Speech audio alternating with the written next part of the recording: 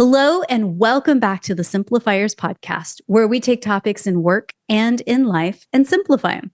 And friends, we've been talking a lot about leadership and culture strategy simplified this season. And, a large part of being a great leader is someone who really understands what is called their leadership identity. Now, you might have heard the term executive presence kind of thrown here and there and everywhere, especially if you've taken any sort of upskilling or leadership development courses. But this is slightly different. There's nuance to it. And I'm so excited about the special guest that you're going to meet today, who's going to simplify this for us today.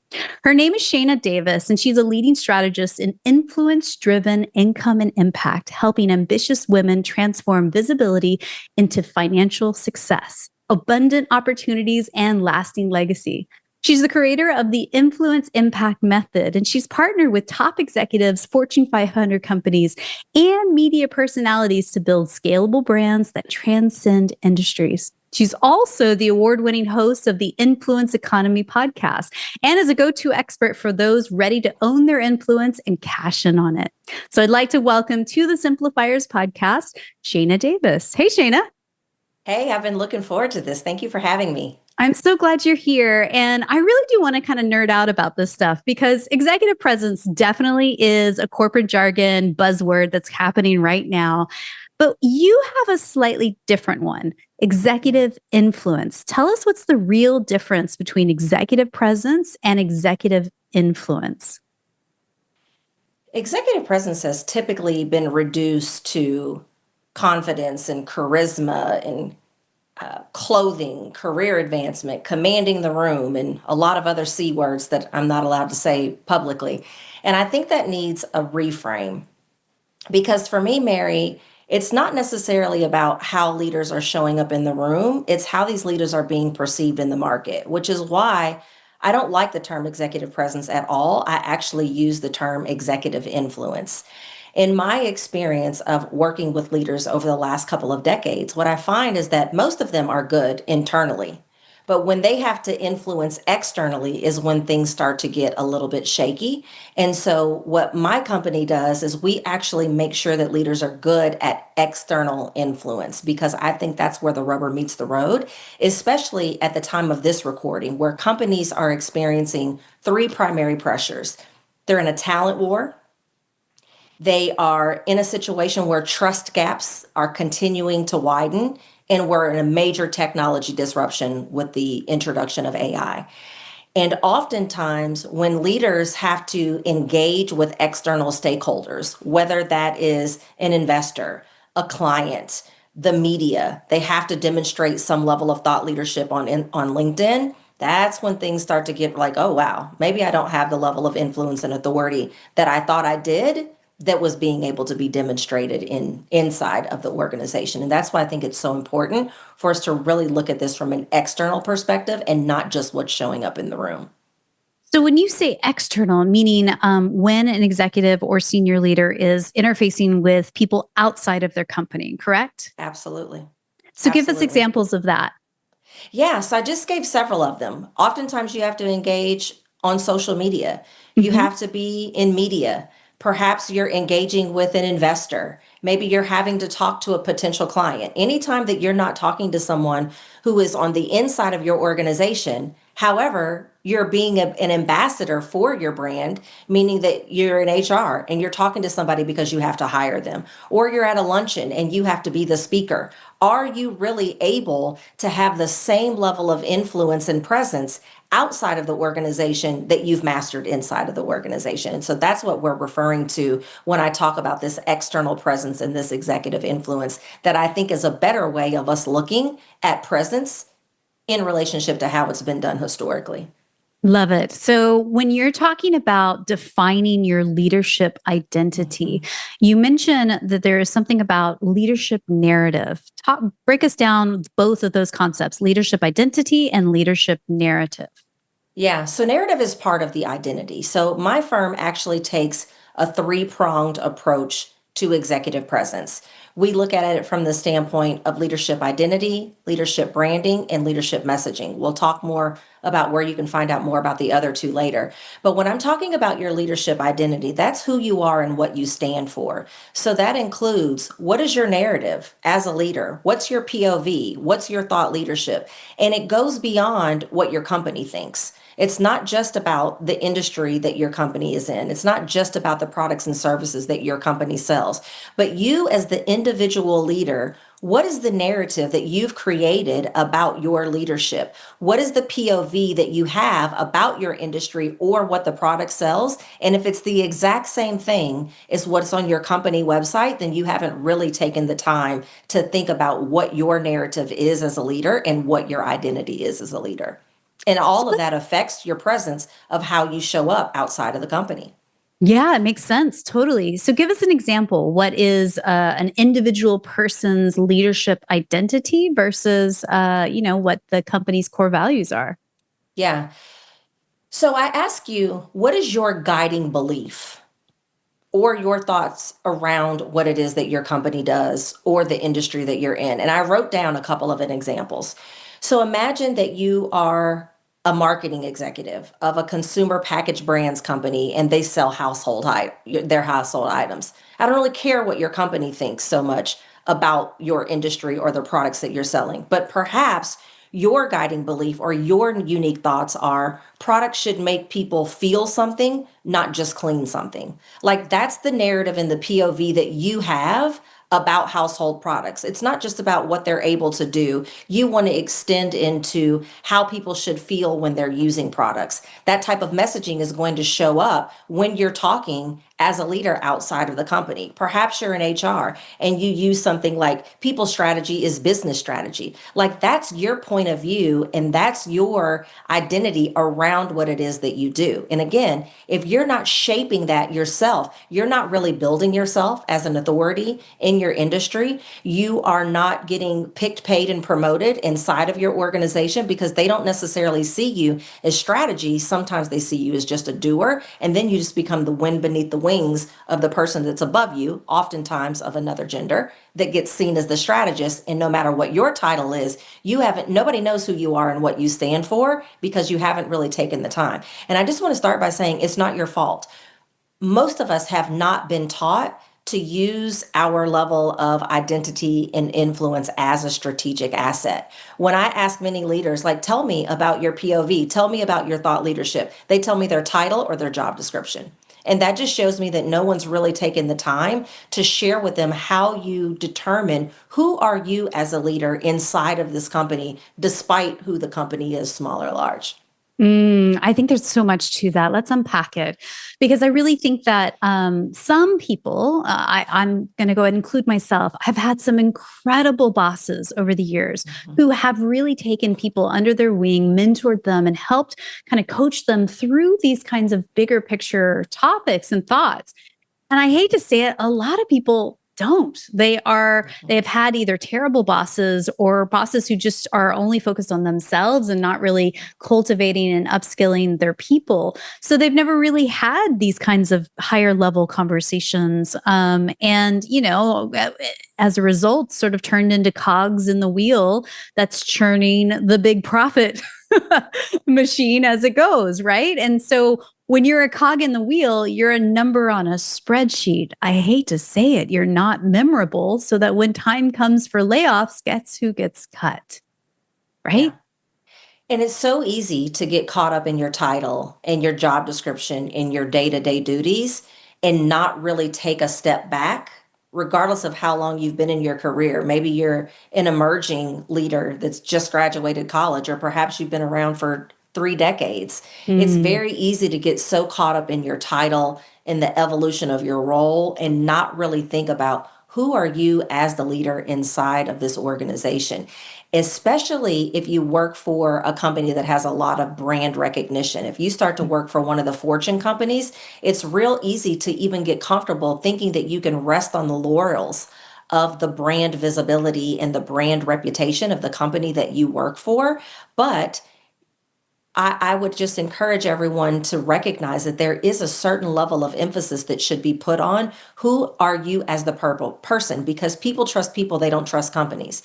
And again, if we go back to the three pressures that most companies and most leaders are facing today, if you're representing a company as an HR professional and you want people to come work for you, you best believe that they're going to trust you as the person before they do as the company. If people are thinking about who they're going to buy from, they're going to trust the people that are representing the organization. They're not buying from the logo. They're not buying from the brand. They're working with the people who are inside of the company. And if the only thing you can do is regurgitate what it is that I can find on your company website, you've done your company a major disservice. And I just want Mm. to add this in. It goes beyond marketing and sales.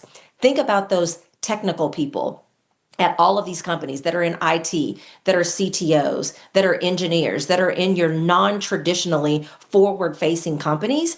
They are having to have external engagement with stakeholders more and more these days, but we're not putting any training into that. We're not putting any development into that. I can remember, Mary, I was working at this tech startup and they were building a product for Wall Street. And the closer that we got to being ready to launch this company, and the closer that we got to being what they called Wall Street ready, they said to the CTO that he was going to have start having conversations about what we were building, and he turned ghostly white. He was from the Middle East, and if you're looking at the video, he was darker than me, but he turned ghostly white because he's good at coding, he's good at leading his product team, he's good at leading his tech team, but he's not good at representing complex thoughts in a clear way. He hasn't thought at all about who he is as a leader because he's, quite frankly, no offense, but been able to just hide behind the computer screen and geek out. Yeah, yeah. So then if somebody's wanting to intentionally shape their leadership identity, where should they begin? Like, how do you actually clarify your unique POV, your thought leadership, and your personal narrative? Personal branding is not something that we hear about as much if you're not a small business owner, but I think it first starts by recognizing that you are a brand. Even Mm. if you work for another brand, you are a brand within that brand, regardless of where you are on the org chart, regardless of what authority you have as it pertains to decisions, you are still a brand. And from there is where you have to ask yourself, what is my guiding belief? Or what are my unique thoughts about the industry that I'm in or the products or services that my company sells? And we gave a couple examples of that already. But if you don't first identify yourself as a brand, now I'm not saying you got to start thinking about colors and logos and all those things, because quite frankly, I don't think that that's branding. But if you don't first start seeing yourself as a brand, then anything else that I could teach you, you're not really going to identify with, because again, you've so much associated yourself with the company that you work for that you haven't really thought about yourself of like, oh no, like I'm an ambassador, I'm a brand, and I need to have my own unique POV and my own thought leadership. That's a word that we hear a lot of nowadays. What is your thought leadership as the brand? And you've got to be clear about that first and building that intentionally.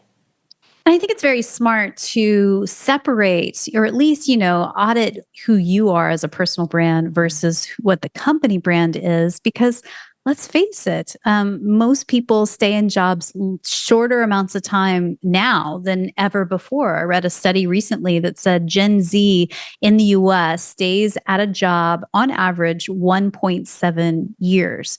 I think Yeah. about my dad who worked in big corporate, he's a baby boomer, worked there for 30 plus years. Yeah. So 25 years and get the watch. right, exactly. You get the red stapler. Woo! Like the reality is that people don't stay at companies for a very long time, either by their choice or let's say the reality. Continually, companies are doing more and more layoffs. So it's sometimes by choice and by force.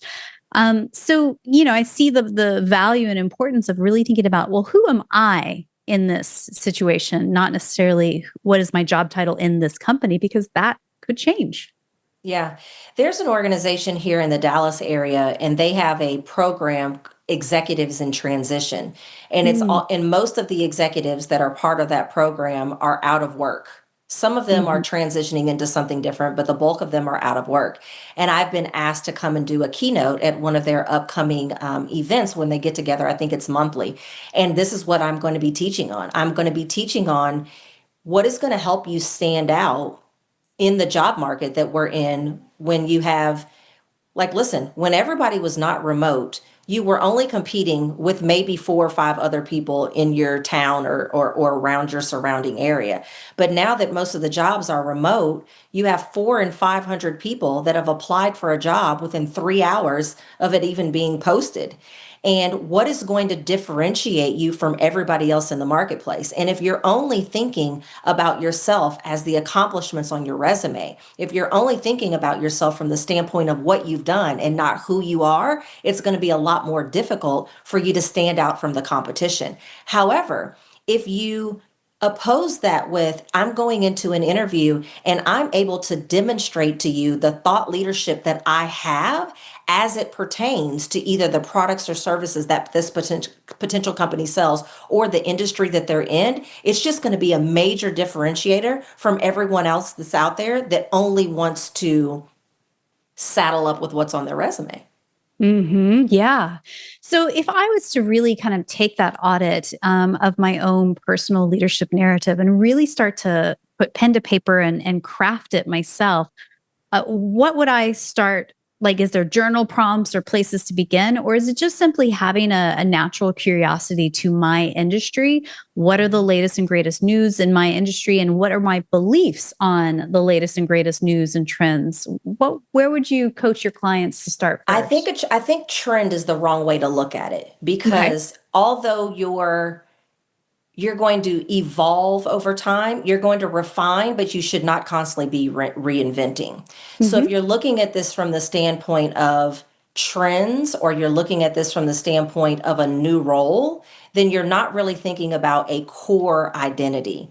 And so I would say, think about your role from a broader theme. Like, are you in marketing? Are you in HR? Are you in consumer packaged goods? And then ask yourself, what is your real core guiding belief or unique thoughts about that as a whole? Because then you're not having to be so concerned about, am I confusing to the market? Am I confusing to my team?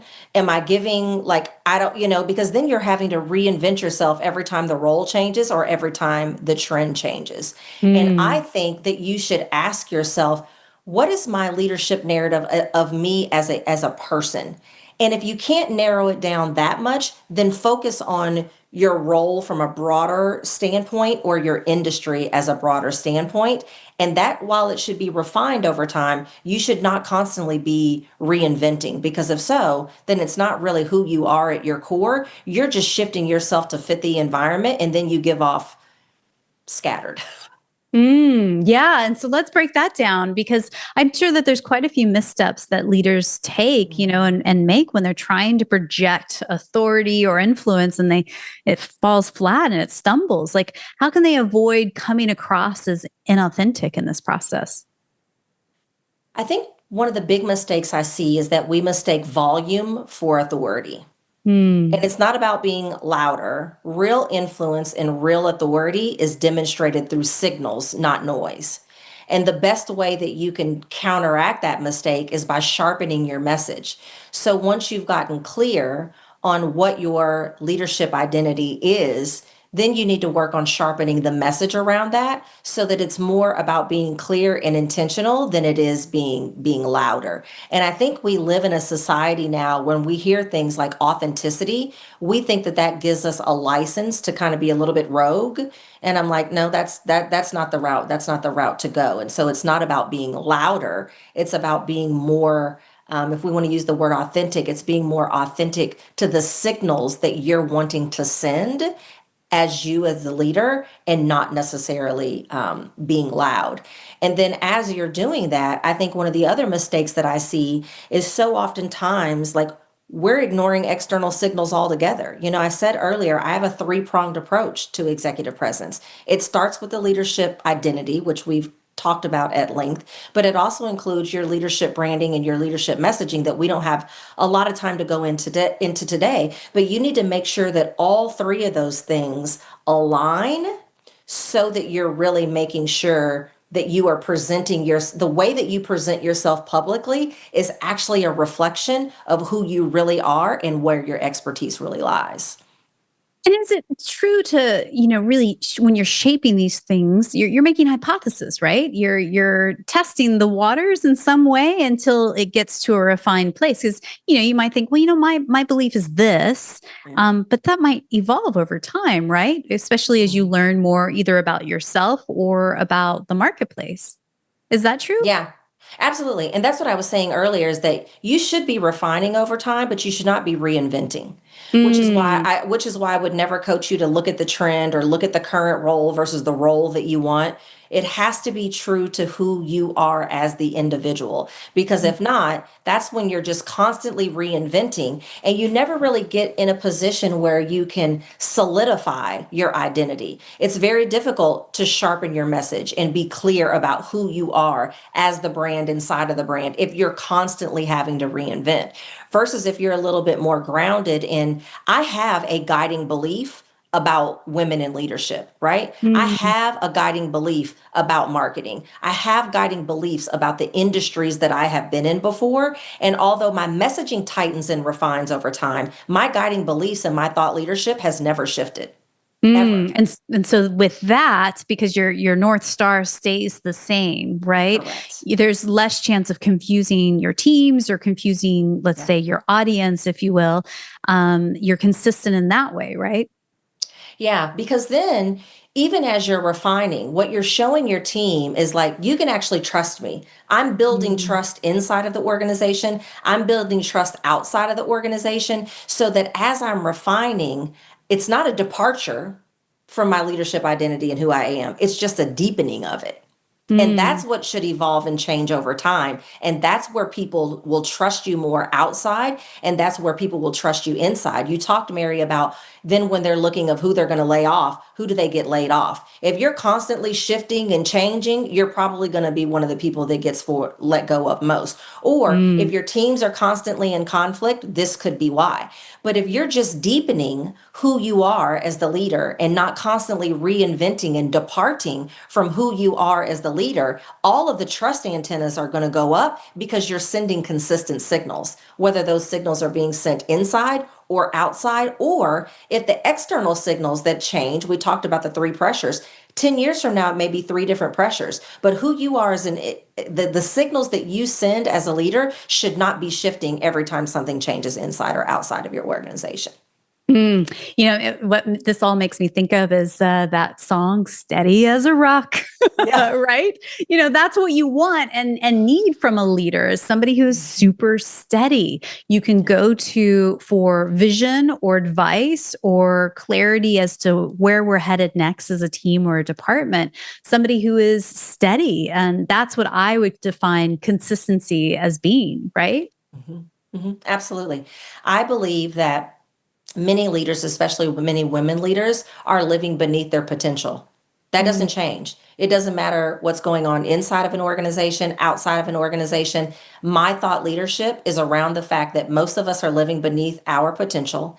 And if we would focus more on external visibility and external influence, then that would not be the case. That's not going to shift regardless of what company I'm working with or for. That's not going to shift based on what platform I'm on. That's not going to shift. If I'm talking about something that is way different from that 15 years from now, I would be surprised. Now, where I place my emphasis might change, where I spend my efforts helping people in that area might change. But my thought leadership and my guiding belief is that too many of us are living beneath our leadership potential. And if we would focus more on external visibility and external influence, that would be the antidote to that. That's that My that so goodness. it, so it doesn't matter. Like I don't shift from that. It doesn't matter if you're interviewing me or somebody else is interviewing me about something different. I'm building my thought leadership around that area. So now when I'm thinking about, and even if I worked for an organization, now when I'm thinking about what I'm going to post on LinkedIn, or being mindful of what it is that I'm saying, or if I'm being interviewed on a podcast or on a panel, or I'm on an airplane and somebody is considering coming to work for my organization, I'm going to be steady as a rock talking about us living beneath our potential. And if we would focus on these two things, that's the antidote to that. Period. Doesn't matter where I'm at. And you know what it really makes me think about, especially let's take women, for example. I know some incredibly brilliant women that I've gotten the opportunity to work with over the years inside corporations and outside as a consultant, who don't realize how much brilliance and genius that they have, that they should be on stages. They should be part of panel discussions. They should be on podcasts. They should be sharing that knowledge and wisdom at a greater scale. But don't have that self-belief that they either have the voice or, the know-how, or gosh, I'm an introvert. I don't belong on stage in front of a microphone. And it breaks my heart a bit, because it's like, gosh, that's literally what would help business. This would help mankind as a whole, without getting too lofty here. I mean, wouldn't you agree? Yeah. So Brene Brown, she has a new book that just came out recently, and she was being interviewed recently by Adam Grant, who is a professor at Wharton. And she was saying, I hate executive presence. She says, I don't know what it means. The research on it is unclear. And then she said, there's a lot of people, and I'm going to clean it up, but she basically said there's a lot of people who are loud and get attention that aren't really saying anything of substance, while there's more quiet people, less vibrant and vivacious people whose brilliance the world needs. And so I saw that, and I was like, one of my mentors sent it to me, and I was like, yes, thank you, Jesus, that I'm not the only one that recognizes that executive presence needs a reframe. And if we're only going to focus on the people that are the most visible internal and the ones who have the most volume, which is why I said that's one of the missteps that I see people make, is they confuse authority with volume. It's about signals and not noise. I'm glad to see that I'm not in this fight alone, to say there are a lot of brilliant people that this world needs, that is really going to reshape. I think external influence is a currency. It is a currency that every leader and every company needs, especially if they're going to win in the next decade, because there's some things that are going on in our world and in our companies right now that is not going anywhere, like technology and AI. And these people that you're saying, like, oh my gosh, they either don't have the confidence or they don't have the self-belief, whatever it is that is causing them to shrink back. The world is missing their brilliance. Meanwhile, we've got some ding dongs, is the worst word that I will use on your platform, that are getting all of the attention. Their mouths are moving, but they're not saying much substance. It's true. And the truth of the matter is, it's Malcolm Gladwell's 10,000 hours. If you've never been a public speaker, the best way to do it is just do it. It's just to do it.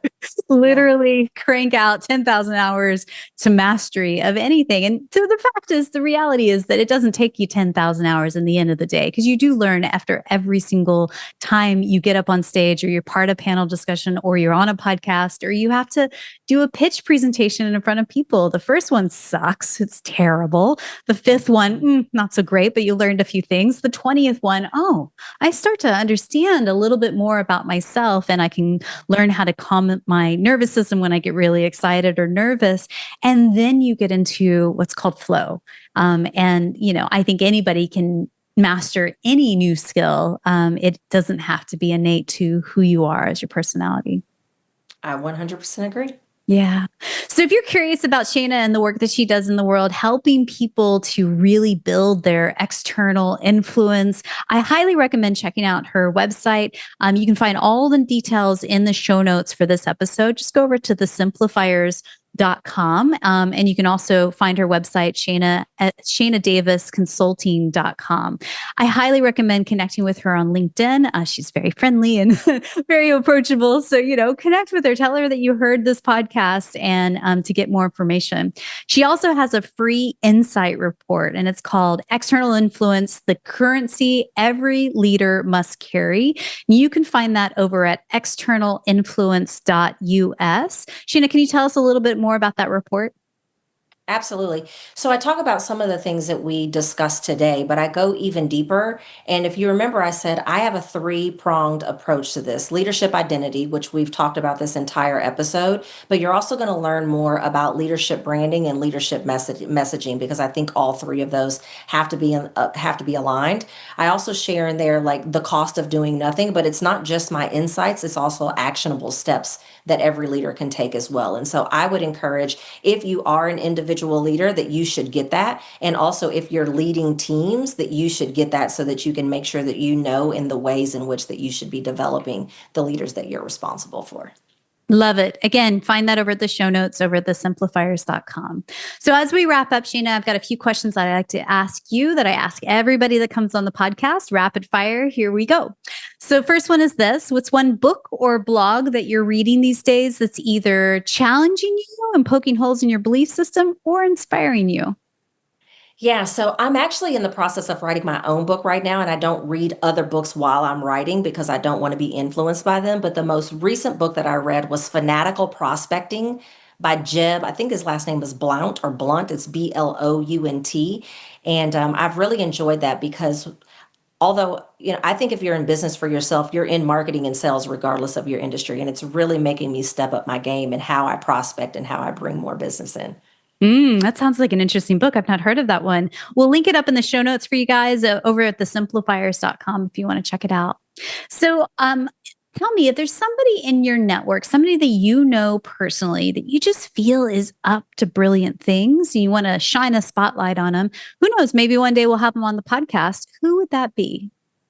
Her name is Jen Kim. She is a Filipino woman. She lives in the San Francisco Bay Area. She wrote a book that was published by a major publisher in February called Unicorn Team. And it's all about how you rally the right people around you inside of your organization in order to bring your ideas to market with speed and success. And she's an absolute genius. I've known her forever. I work with her personally now, and she this leadership book it's phenomenal. You got to go check it out. And it's Mm, Jen, Jen, Kim, Kem. excellent. Awesome. Jen sounds pretty cool. So we'll link her up in the show notes as well, thesimplifiers.com. I believe that simplicity and gratitude go hand in hand. Tell me, what's one thing you're grateful for today? Wow. I'm grateful for peace in the storm. And Hmm. I think a lot of people can define peace differently, and we're all experiencing our own storms. But I think that's what I'm grateful for right now. Peace in the storm. Yeah. I mean, and I think anybody that's listening to us right now, the world economy is a little crazy. The world seems like it's unraveling in some ways, but if you can find that, I think that's an impressive skill to master. Yeah. So, my final question for you today is this. And again, thank you so much for being here, sharing your wisdom, inspiring us to think bigger in different ways.